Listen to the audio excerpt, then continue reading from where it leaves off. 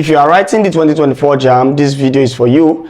I'm making this as a foundation video that everyone that wants to write 2024 exam should watch before or during their preparation. So if you have started preparing for exam, if you have not started preparing for exam, this video is the first thing that you should watch. So send this video to every single person that is writing this 2024 UTME examination.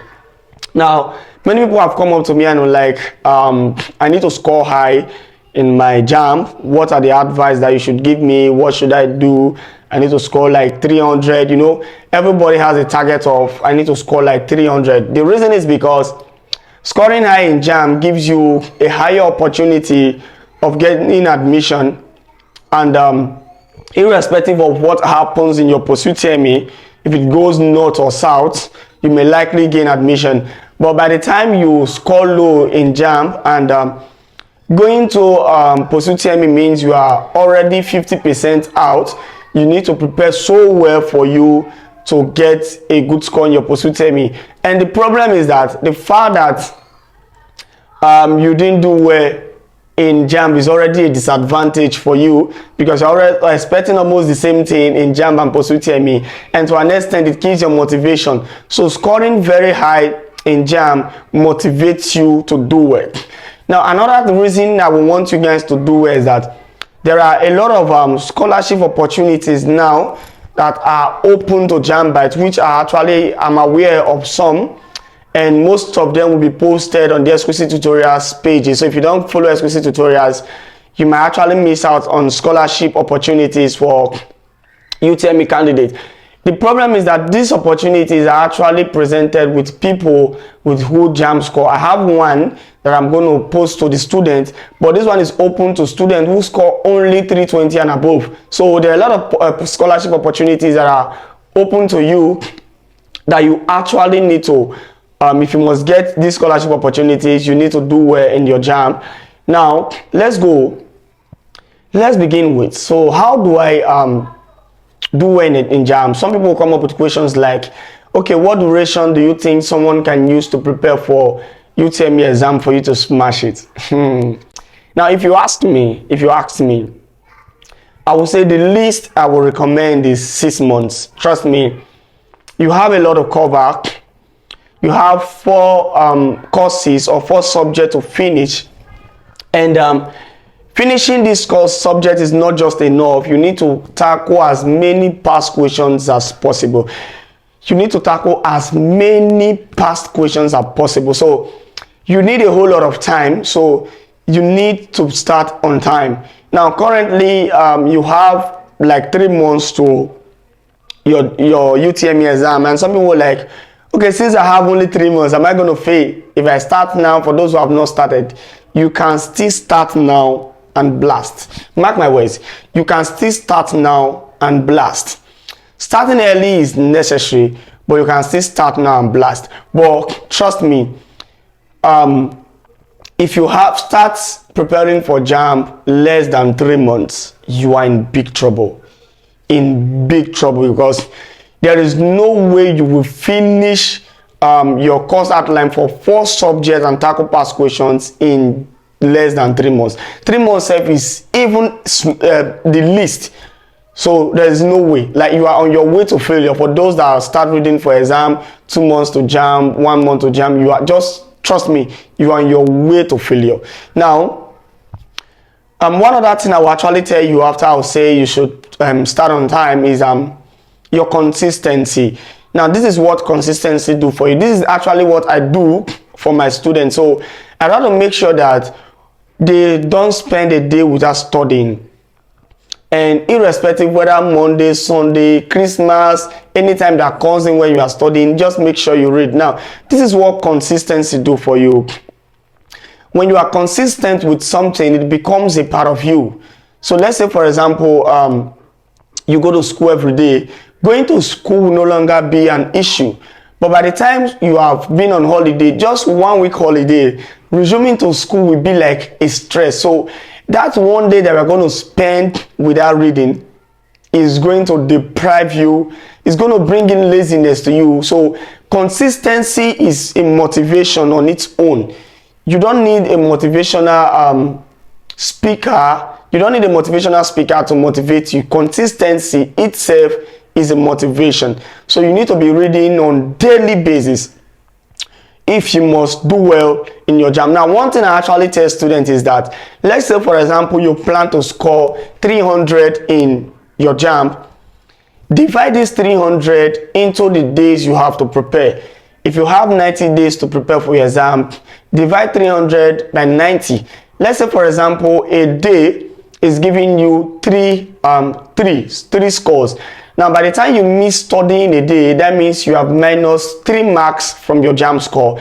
And by the time you don't study for 10 days, you have minus 30 marks. Now, 30 minus 300, you're already ending up at 270, which is reducing your chances of gaining admission. So don't joke with consistency. Now, one more thing I should tell you is that a target. Now, having a target is one thing that is going to help you to do well. Now, let me tell you what having a target means for you. Having a target describes how you prepare for an exam. Let's say, for example, you are writing an exam and your target is that I want to score 300 in my exam. Now, you divide this 300 into the various subjects. It means that you are expected to score 18 in chemistry, at least 18 in physics, at least 18 in biology, and at least, let's say, an 18 in English, altogether to give you 320. Now, if you want to score 300, you give yourself a target of 330. You study like someone that wants to score 330 because you are making room for unavoidable losses. Trust me, if you are preparing with the mindset of 300, there will be unavoidable losses which might reduce you to 280. So when you want to score 300, begin with a preparation of I want to score 330, because by the time you lose some marks, at the end of the day, you might end up at that 300. Or if it's too much, you might end up at 290, right? Now, this is what it means. Now, when you are studying with the mindset of I want to score 18 in an exam, you study with the mindset that I want to score excellent. That means every single thing on that particular subject, I need to know everything in that particular subject. Let it be that the ones I'm going to fail is the ones that I'm going to fail by mistake, not by the time you are studying. So you say, some people will be like, okay, let me read hold my ground with stoichiometry, hold my ground with organic chemistry, let me leave metal and non-metals. So by the time I cover every other aspect of chemistry except metals and non-metals, I may end up with 80. That is a wrong calculation. If you must get an 80, it means that you must know every single topic in that subject.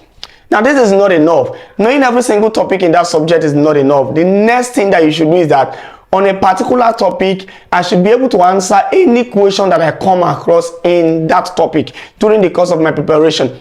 See, if you are preparing to score 80, it means you are preparing to score all. So there is no single question that you see. Any question that you see that you don't know, you will go back and say, no, I must read. You go back and research. You go back and do things. And these are things that are time consuming. So you need to put in a whole lot of effort. But by the time you are studying the mindset that, okay, you know, there are some things we do. You see this question, it will not come out in the exam. You skip it.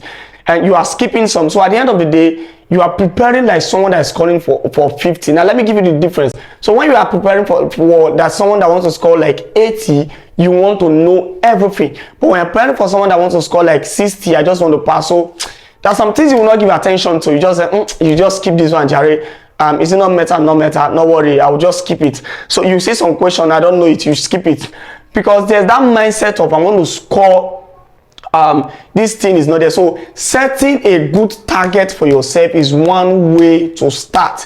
So I've talked about 3 things. I've talked about starting early. I've talked about consistency. I've talked about target. So I want you to take these 3 things now. In subsequent videos, I'll be telling you more points that you should. Now, let me drop this one before I end this video. Studying with past question is one thing that will do you good. Is one thing that will do you good. Now, this is what I mean. When you are studying, there are some courses, subjects like chemistry and physics that you might actually read the subject well, but you see some question that it looks, you are trying, the options look alike, you don't know the right one to choose. Even English does that way. But by the time you have seen this in past question, you have reviewed it, and you have seen, okay, this is the right thing, this is why this is like this, and this is where the exquisite tutorials series comes in, the Jamb the series for chemistry, biology, and all courses comes in. Now you have seen this thing, this is why this question is like this, is why this is like this. So you have seen this question and you are familiar with it. So even by the time you are studying, with past question, it gives you clue of how to read detail. So there are some things that you might necessarily skip when you are not using past questions. You'll be like, you just skip it, you don't take notice. Not that you even purposely skip it, you don't take notice of it. But by the time you are studying with past question, you are going to take notice of all these things, right? So reading with past question is one thing I will actually advise you. Now there's difference between studying with past question and studying past question. Some people in the mindset of they are studying with past question, they're actually studying past question, cramming the options and the rest of it. No, studying with past question means that you are using past questions as a basis to study, to read in depth, and to check your level of preparation. So there are two major things. So I advise you to study with past questions as you are preparing for exam. I think this video was helpful. If this video was helpful, share it to your friends and anyone that you know that is writing this 2024 Jamb or any exam at all. I know that these 4 tips I've mentioned is going to help them. So if you understand the video and if you like the tips, drop the 4 tips I've mentioned on the comment section. Starting early,